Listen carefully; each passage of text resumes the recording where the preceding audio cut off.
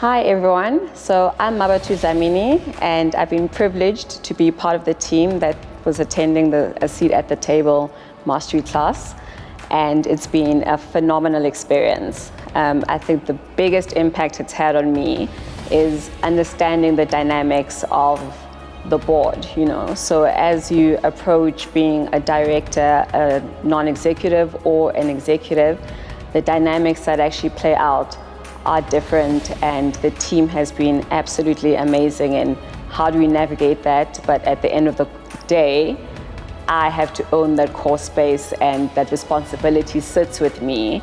And I think that's been the most grounding lesson for me, and the team has just been absolutely phenomenal. So thank you to a seat at the table team for that wisdom. I think it's absolutely important for young people, especially females, to occupy a seat at the table.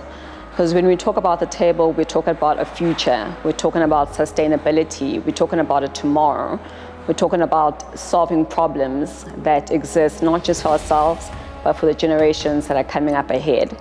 So in my view, you actually own that, and you need to understand that responsibility that comes with.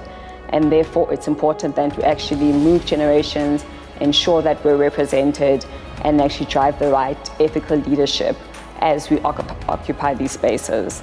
I think the biggest impact this mastery has had on me is, although I know all the governance structures, I'm very familiar with the codes and familiar with all the legislation, at the end of the day, I take agency and advocacy for the decisions that I make and represent at that table.